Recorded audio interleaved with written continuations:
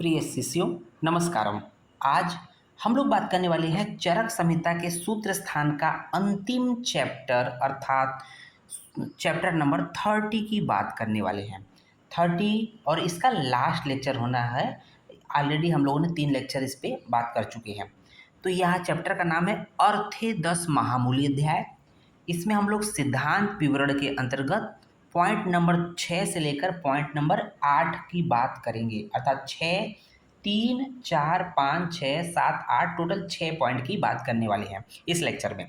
तो यहाँ पर पॉइंट नंबर 3 सिलेबस में देखेंगे तो 4 टाइप्स ऑफ आयु की बात की गई है, अर्थात आयु के 4 प्रकार की बात की गई है। तो आयु के 4 भेद कौन कौन से होते हैं इसके बारे में बात करना है। हम लोग जब फर्स्ट ईयर में थे तो वहाँ पर हमेशा आयु की बात किए थे, आयु की परिभाषा, आयु किसे कहते हैं इसके बारे में बात किया था। साथ ही साथ वहाँ ये भी बात किया था कि आयु के 4 भेद होते हैं। तो वहाँ पर देखा था कि आयु के जो डिफिनीशन थी, ध्यान देने वाली बात यहाँ पर ये है कि आयु का डिफिनीशन जो है, आयु की परिभाषा चरक संहिता के सूत्र स्थान के चैप्टर नंबर 1 में है, जबकि आयु के 4 भेद का वर्णन, 4 टाइप्स ऑफ आयु का वर्णन अंतिम चैप्टर सूत्र स्थान का अर्थात चैप्टर नंबर 30 में है ना, अर्थे 10 महामूल अध्याय में है, इसलिए यहाँ पर ये आया है। ओके, तो देखेंगे 4 टाइप्स ऑफ आयु से पहले सबसे पहले आयु को जान लेते हैं। आयु क्या है, आपको लिखने का तरीका यही है बच्चों, ठीक है ना। तो देखें आयु क्या है। चरक सूत्र 1 का श्लोक नंबर 42 क्या है।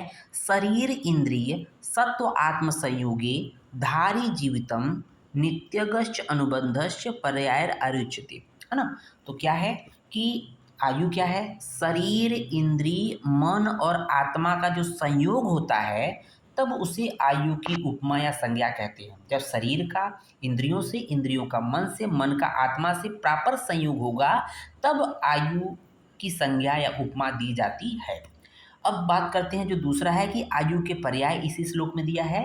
तो धारी, जीवित, नित्यग, अनुबंध, ये आयु के पर्याय सिनोनिम्स बताए गए हैं। ओके, अब आते हैं मेन जो टॉपिक है, आयु के 4 भेद। 4 टाइप्स ऑफ आयु की बात करते हैं, तो आयु के भेद की बात करते हैं। तो चरक संहिता सूत्र स्थान के 30वें चैप्टर में आयु के 4 भेदों का वर्णन आया है, ठीक है ना। तो ये देखेंगे यहाँ पर 4 आयु के भेद कौन कौन से हैं। हितायु पहले नंबर पे है, अहितायु दूसरे नंबर पे है, फिर सुखायु तीसरे नंबर पे है, अहि असुखायु अर्थात जिसको दुखायु बोलते हैं ये चौथे नंबर पे है। यहाँ पर ध्यान देने वाली बात है कि वर्णन केवल एक का आया है। जैसे हितायु अहितायु में केवल हितायु का बताया गया है और हितायु के जस्ट विपरीत अहितायु को बता दिया गया है, अभी हम बताएंगे। और उसी तरह से सुखायु का वर्णन आया है, सुखायु का लक्षण आया है और सुखायु के लक्षणों के जस्ट विपरीत असुखायु अर्थात दुखायु का लक्षण बता दिया गया है। जैसे पहले हम लोग हितायु के बारे में जान लेते हैं कि हितायु के जो व्यक्ति कौन सा व्यक्ति हितायु होगा। तो देखेंगे एक एक, वैसे तो यहाँ पर बहुत से पॉइंट है बट आप थोड़े से पॉइंट को देखकर डिफ्रेंशिएट कर लीजिए। जैसे प्राणियों की भलाई चाहने वाला, मतलब प्रत्येक व्यक्ति की भलाई चाहने वाला, किसी का बुरा नहीं चाहने वाला, ये हितायु होता है। सत्यवादिना, सत्यवादिनी मतलब हमेशा सदैव सत्य बोलने वाला, है ना, ये हितायु व्यक्ति होता है। तीसरा पॉइंट देखेंगे, दूसरे के धन की इच्छा न रखने वाला, अर्थात भाई जो दूसरा कमा रहा है तो ऐसा नहीं कि उसका चोरी कर लें, उसको अपना बना ले, ऐसा उसके अंदर हीन भावना नहीं होती है। भाई वो अपनी मेहनत से कमा रहा है, अपने लगन से कमा रहा है, हम जो कमा रहे हैं वो मेरा है, उस जो वो कमा रहा है उसका है, इस तरह की भावना रखने वाला, ठीक है, हितायु होते हैं। साथ ही साथ पूजा संग पूजकस, अर्थात जो पूजनीय व्यक्ति होते हैं, पूजनीय जो लोग हैं उनकी पूजा करने वाला, ये हितायु होता है। उसके बाद देखेंगे नेक्स्ट है ज्ञान विज्ञान उपशमनशील से वृद्ध सेविन, अर्थात जो ज्ञानशील व्यक्ति है, विज्ञानशील व्यक्ति है, जो वृद्ध जन है वो उनका सेवा करने वाला, है ना। जो ज्ञानी व्यक्ति का ज्ञान विज्ञान और वृद्ध जनों का सेवा करने वाला हितायु होता है। और दान देने वाला हितायु है। अब देखेंगे अहितायु की जब बात करते हैं तो हितायु के विपरीत लक्षण अहितायु का होता है। इसका मतलब प्राणियों की भलाई न चाहने वाला अर्थात प्राणियों की हमेशा बुराई चाहने वाला, चाहे हमेशा उसका अहित हो। सत्यवादी न बोला गया हितायु का, अहितायु में क्या हो जाएगा, हमेशा झूठ बोलने वाला। दूसरे के धन की इच्छा न रखने वाला हितायु है, अहितायु उसका उल्टा हो जाएगा, अर्थात दूसरे के धन को हमेशा अपना चाहने वाला कि हमारा हो जाए। अब पूजनीय व्यक्तियों की पूजा न करने वाला, देखते हैं ना कि जो भगवान वगवान होते हैं या जो भी चीज़ें, कुछ लोग ऐसे होते हैं बिल्कुल उनको गाली देते हैं, है ना, कहते हैं न अनर्गल बातें करते हैं, तो वो अहितायु में आते हैं। ज्ञान विज्ञान जो वृद्धों की सेवा नहीं करते हैं, और दान बिल्कुल जो देने वाले हितायु होते हैं और न देने वाले अहितायु होते हैं। ठीक है। अब उसको देखेंगे सुखायु के लक्षण। सुखायु के लक्षणों के जस्ट विपरीत असुखायु या दुखायु के लक्षण होते हैं। तो देखेंगे सुखायु के लक्षण को देखेंगे, उसके अपोजिट हम लोग मान लेंगे शारीरिक और मानसिक रोगों से रहित, ये सुखायु हो जाएगा। उसके विपरीत शारीरिक और मानसिक रोगों से युक्त असुखायु हो जाएगा। विशेषकर युवा, तो विशेषकर युवा सुखायु होता है, विशेषकर वृद्ध जो है असुखायु होता है। ठीक है ना, क्योंकि युवा में तो कोई विशेष गंभीर व्याधि नहीं होती है, सामान्य छोटी मोटी सर्दी खांसी जुकाम होता है, वो इजीली ठीक हो जाता है। लेकिन जो वृद्धजन होते हैं वो असुखायु में आते हैं, क्योंकि ऑलरेडी वो वात का प्रकोप वृद्धावस्था में होता है और तमाम व्याधियाँ होती है। ठीक है। प्रत्येक कार्य करने में समर्थ सुखायु होता है, लेकिन प्रत्येक कार्य करने में असमर्थ क्या होता है, असुखायु अर्थात दुखायु हो जाएगा। बल वीर यश पुरुषार्थ पराक्रमशील, है ना, इससे युक्त जो है सुखायु होगा, इसके विपरीत असुखायु होगा अर्थात दुखायु के लक्षण होते हैं। तो इस तरह से हम लोगों ने आयु के 4 भेद, उनके लक्षणों के बारे में बात कर लिया। उम्मीद है ये आपको समझ में आया होगा। ठीक है ना। उसके बाद हम लोग आगे बढ़ते हैं, नेक्स्ट पॉइंट देखेंगे। फोर्थ पॉइंट देख रहे होंगे जो सिलेबस में है, शाश्वत ऑफ आयुर्वेदा, अर्थात आयुर्वेद का शाश्वत। शाश्वत का मतलब होता है नित्य। हमें आयुर्वेद हमेशा नित्य है। नित्य का मतलब ये होता है कि जिसकी स्थिति हमेशा बनी रहे, जिसका विनाश न हो, अर्थात जिसका जन्म नहीं होगा, उसका मतलब जो मतलब हमेशा एज इट इज़ बने रहना। आपने सुना होगा कि आयुर्वेद की उत्पत्ति नहीं हुई है ना। आयुर्वेद की उत्पत्ति मतलब ऐसा नहीं कि आयुर्वेद पृथ्वी की उत्पत्ति हुई तो आयुर्वेद की उत्पत्ति हुई, आपने सुना नहीं। आयुर्वेद का हमेशा अवतरण हुआ है ना, तभी हम लोग पढ़ते हैं आयुर्वेद का अवतरण। अवतरण तभी होगा जो जो वो पहले से विद्यमान है, वो बाद में पृथ्वी लोक पर इस संसार में आया है। तो ब्रह्मा जी को स्मरण था आयुर्वेद का, उन्होंने ब्रह्मा जी ने आगे इस चीज़ को बढ़ाया, तो इसलिए आयुर्वेद की उत्पत्ति नहीं हुई है। जिसकी उत्पत्ति होती है उसी का विनाश होता है, तो जिसका विनाश होगा वो नित्य नहीं होगा, अनित्य होगा। ठीक है ना। शाश्वत का मतलब नित्य, अर्थात जिसकी उत्पत्ति नहीं हुई है, ऑलरेडी एग्जिस्टेंस था इसका धरती से पहले, ब्रह्मांड से पहले, इसलिए उसको शाश्वत बोला गया है। तब ये बात आती है कि चरक सूत्र 30 में एक प्रश्न उठता है कि आयुर्वेद जो है शाश्वत है कि अशाश्वत है। शाश्वत का मतलब नित्य है, अशाश्वत मतलब अनित्य है, अनित्य मतलब नष्ट होने वाला है ना। तो बात तब इसके जवाब में चरक सूत्र के 30वें चैप्टर के श्लोक नंबर 27 में चरक बोलते हैं, बोला गया है कि आयुर्वेद शाश्वत होता है। अब इसको सिद्ध करने के लिए कि आयुर्वेद शाश्वत है, नित्य है, 3 प्रूफ बताए गए हैं या प्रमाण बताए गए हैं, 3 पॉइंट बताए गए। श्लोक देख लेंगे, श्लोक नंबर 27 है, आप बुक में भी देख सकते हैं, देखते रहिएगा, क्योंकि हो सकता है मैंने कुछ गलत लिखे हैं तो मुझे भी बता दीजिएगा। ठीक है, गलतियां हो जाती इंसानों से। तो देखेंगे यहाँ पर, सो अयम आयुर्वेद शाश्वतो निर्दिश्यते, है ना। तो यह आयुर्वेद शाश्वत है अर्थात नित्य है। क्यों? अनादित्वात्, स्वभाव संसिद्ध लक्षणत्वात्, भाव स्वभाव नित्यत्वात्। ये 3 पॉइंट हैं, 3 फैक्ट है, 3 प्रूफ है, 3 प्रमाण है, जिसके बेसिस पे कह सकते हैं आयुर्वेद शाश्वत है। अर्थात मीनिंग देख लेते हैं, अर्थात यह आयुर्वेद शाश्वत अर्थात नित्य है। क्यों? 3 पॉइंट कौन है, किस बेसिस पे हम लोग कह सकते हैं कि आयुर्वेद शाश्वत है? पहला पॉइंट है अनादित्वात्। अनादित्वात् मतलब आयुर्वेद अनादि होने से, अनआदि, आदि का मतलब जैसे होता है जिसका अंत नहीं है, अर्थात जिसकी उत्पत्ति होगी उसी का अंत होगा। तो हम लोगों ने बोला ना, ये ब्रह्मा जी को स्मरण था और इसका ब्रह्मा जी ने, ये आयुर्वेद का अवतरण हुआ है, उत्पत्ति नहीं हुई। जिसकी उत्पत्ति होगा उसका विनाश होगा, इसका मतलब ये अनादि है, मतलब इसका आदि नहीं है ना, इसका मतलब अंत नहीं है, अर्थात इसका उत्पत्ति नहीं हुआ इसलिए इसका अंत भी नहीं होगा, अर्थात ये अवतरित हुआ है इसलिए एज इट इज बना रहेगा। तो अनादित्वात् मतलब समझ में आ गया होगा कि पृथ्वी की उत्पत्ति से पहले ही इसकी उत्पत्ति, या कह सकते हैं कि ऑलरेडी एग्जिस्टेंस था, इसलिए इसको अनादि होने से। दूसरा पॉइंट क्या है, स्वभाव संसिद्ध लक्षणत्वात्। इंपॉर्टेंट पॉइंट है बच्चों, इसको ध्यान दीजिएगा कि अपने लक्षणों के स्वभावतः सिद्ध होने से। हम लोग देखते हैं कि आयुर्वेद, यहाँ पर देखेंगे स्वभाव संसिद्ध लक्षणत्वात्। लक्षण का मतलब क्या होता है कि जो सिद्धांत होते हैं, लक्षण का मतलब क्या होता है, सिद्धांत। तो आयुर्वेद के जो सिद्धांत होते हैं वो स्वाभाविक रूप से सिद्ध है, प्रूफ है। कैसे? जैसे एक छोटा सा एग्जाम्पल बताऊं, उसको लिख लीजिएगा, यहाँ पर बोला गया है कि जैसे गुरु आहार या गुरु द्रव्य के सेवन से शरीर में गुरुता की उत्पत्ति होती है, शरीर के अंगों में गुरुता आती है, ठीक है ना। और लघु द्रव्यों के सेवन से शरीर में लघुता आती है, ये प्रूफ है, सिद्ध है ना।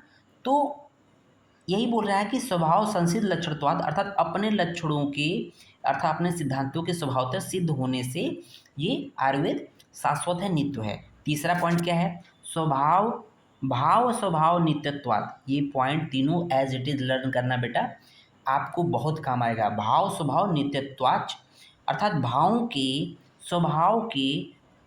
स्वभाव के नित्य होने से शाश्वत है ना, नित्य है। तो इस तरह से आयुर्वेद का शाश्वत प्रूफ हो जाता है, ठीक है ना। नेक्स्ट पॉइंट हम लोग बात करते हैं, 5वां नंबर का आप देखेंगे सिलेबस में, quality of learner of Ayurveda. अब यहाँ पर बोला गया है कि जो आयुर्वेद का अध्ययन करेगा, जो लर्न करेगा आयुर्वेदा को, उसकी क्या विशेषता होनी चाहिए, उसके क्या गुण होने चाहिए, या ये कह सकते हैं कि आयुर्वेद को पढ़ने वालों के क्या गुण होने चाहिए, पहला पॉइंट निकल कर रहा है। या इसको दूसरे तरफ में कह सकते हैं कि आयुर्वेद किसको पढ़ना चाहिए और क्यों पढ़ना चाहिए। भाई आयुर्वेद के पढ़ने की कौन योग्य है, पात्र है, और क्यों पात्र है, उसको क्यों पढ़ना चाहिए, इसके विषय में देखेंगे। तो चरक ने सूत्र स्थान के 30वें चैप्टर के श्लोक नंबर 29 में देखेंगे, आप वहाँ पर हाईलाइट जरूर कर लीजिए जिस पॉइंट को हम लोग लिख रहे हैं श्लोक में। तो वहाँ पर बोला गया है श्लोक नंबर 29 में चैप्टर नंबर 30 में, पहला पॉइंट था कि किसको पढ़ना चाहिए, तो उसका जवाब क्या रहा है, स च अध्येतव्यो, स च अध्येतव्यो ब्राह्मण राजन वैश्य, ब्राह्मण राजन वैश्य, अर्थात इस आयुर्वेद शास्त्र को का अध्ययन ब्राह्मण को, क्षत्रिय को और वैश्य को करना चाहिए। तो चरक ने सीधे सीधे बोला है कि 3 जाति, 3 वर्ग के लोगों को, ब्राह्मण, क्षत्रिय, वैश्य को आयुर्वेद का अध्ययन करना चाहिए। तो यहाँ पर एक पॉइंट नोट करने वाली बात है, इन्होंने क्षूद्र को अलाउ नहीं किया है, क्षूद्र को आयुर्वेद के अध्ययन करने से अलाउ नहीं किया है, मना किया है, देख रहे होंगे यहाँ नहीं दिया है। अब बात करते हैं कि ब्राह्मण, क्षत्रिय, वैश्य को आयुर्वेद का अध्ययन करना चाहिए, तो क्यों करना चाहिए, सबके अलग अलग सिद्धांत हैं, अलग अलग बेसिक थीसिस हैं, मतलब अलग अलग बेसिक हैं, बेसिस। तो देखेंगे क्यों पढ़ना चाहिए, तो ब्राह्मण को क्यों पढ़ना चाहिए, क्षत्रिय को क्यों पढ़ना चाहिए, शूद्र को क्यों पढ़ना चाहिए, ठीक है। तो शूद्र ने वैश्य को देखेंगे, तो एक पहला पॉइंट है तत्र अनुग्रहार्थ प्राणिनाम ब्राह्मण है, तो ये पहला पॉइंट हो गया, इसको एज इट इज याद करने।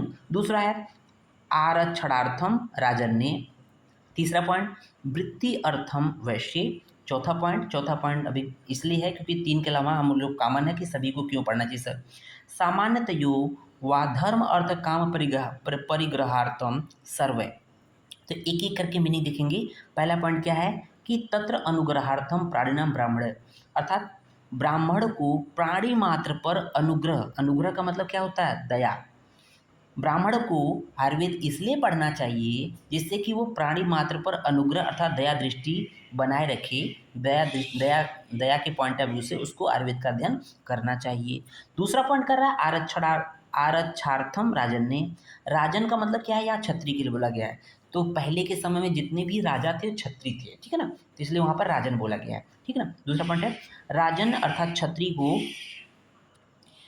प्राणियों की सभी प्रकार से रक्षा हेतु, कहने का मतलब क्षत्रिय क्या करते हैं, रक्षा करते हैं, कोई अटैक करता है राजकाज पे तो उसको मार, मतलब उसको भगा देते हैं। तो ये कह रहा है कि क्षत्रियों को इसलिए पढ़ना चाहिए जिससे कि वो सभी प्राणी जो प्रजा होती है उसकी रक्षा कर सके, इसलिए उसको पढ़ना चाहिए।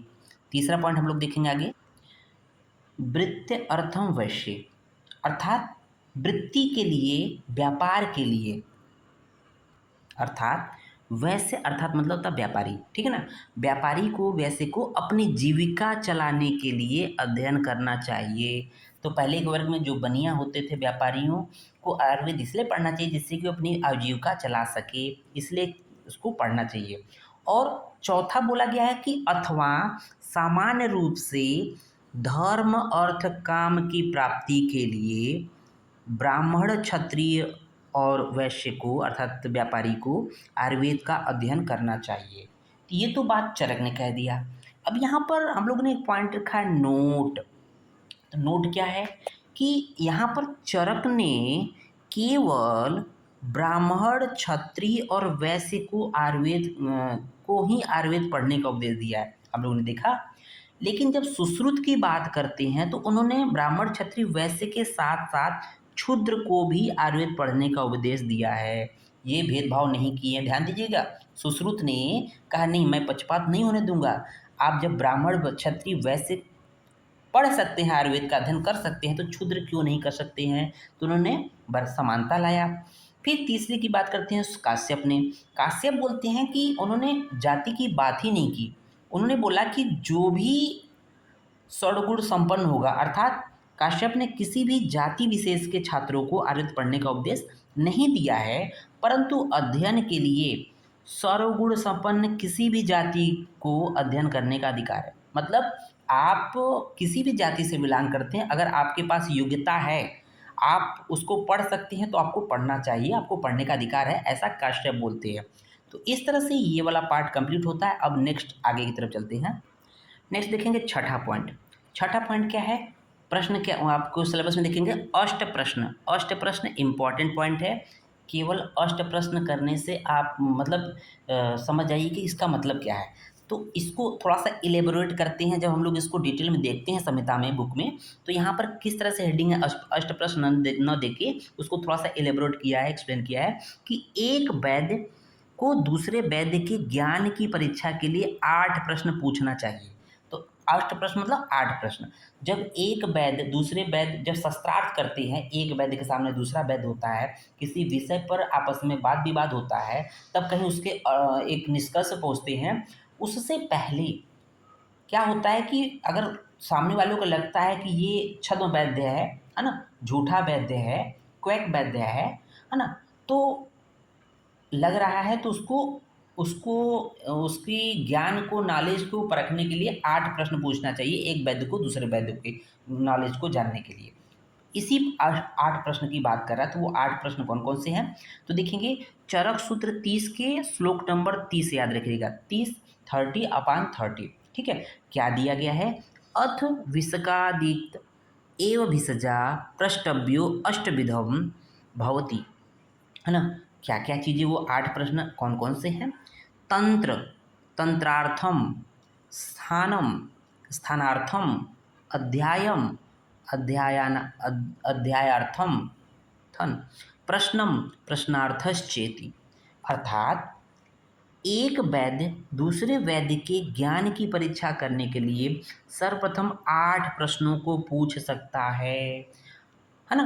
प्रष्टव्यो अष्टविधम मतलब 8 प्रश्नों को पूछ सकता है। प्रश्न पूछा जाता है कि एक वैद्य दूसरे वैद्य के ज्ञान की परीक्षा के लिए कितने प्रश्न पूछता है। एमसीक्यू में पूछेगा 2 4 6 8, आंसर होगा 8 प्रश्न, ठीक है।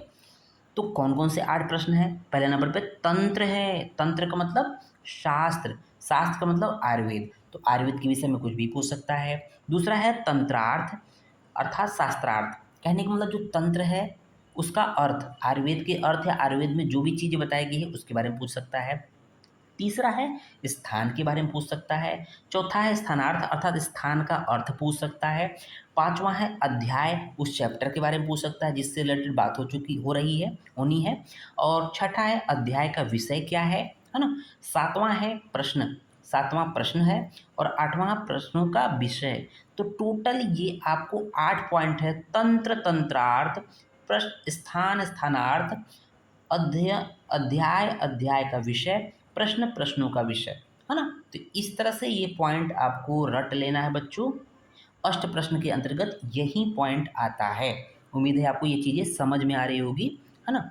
तो इसको आगे देखते हैं। एक बात और बताना चाहूँगा, ये जो 8 पॉइंट है इसको याद करने का एक तरीका मैं बता रहा हूँ। वैसे याद करना मुश्किल है, लेकिन हम जो बता रहे हैं उसका जस्ट अपोजिट मतलब उल्टा क्रम देखेंगे तो उसमें 8 चीज़ें हैं, हम लोग 4 पॉइंट याद रखेंगे। PAST पास्ट, है ना? आपको कैसे जाना है? आपको पास्ट पी से ना शुरू करके टी से शुरू करना है। तो यहाँ देखेंगे टी फॉर हो जाएगा तंत्र। तंत्र इसमें 2 है, हाँ, हर सब में 2-2 हैं। तंत्र, तंत्रार्थ दोनों एक साथ हो गए। एस फॉर हो जाएगा स्थान, स्थानार्थ 2 पॉइंट हो गया 4।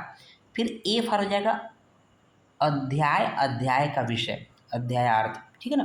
तो ए हो गया। उसको देखेंगे कि लास्ट में पी है प्रश्न, प्रश्नार्थ, ये टोटल हो जाएगा पास्ट। PAST, पी फॉर हो जाएगा प्रश्न, प्रश्नार्थ। ए फॉर हो जाएगा अध्याय, अध्यायार्थ। एस फॉर हो जाएगा स्थान, स्थानार्थान। टी फॉर हो जाएगा तंत्र, तंत्रार्थ। याद हो जाएगा। नेक्स्ट पॉइंट देखेंगे सिलेबस में, 7वां पॉइंट क्या है? 10 प्रकरण। 10 प्रकरण ये इस तरह से सिलेबस बना है कि जब तक आप बुक डिटेल में नहीं पढ़ोगे तब तक ये समझ में नहीं आएगा।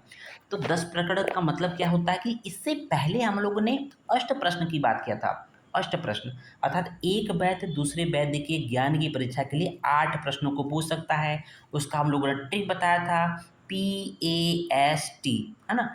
टी से शुरू किया था, टी से शुरू करेंगे। टी तंत्र, तंत्रार्थ, स्थान, स्थानार्थ, अध्याय, अध्यायार्थ और प्रश्न, प्रश्नार्थ, ठीक है ना? उल्टा चलेंगे। तो यहाँ पर तंत्र वाला जो पार्ट है, यहाँ पर पहला तंत्र है, दूसरा तंत्रार्थ है, ठीक है?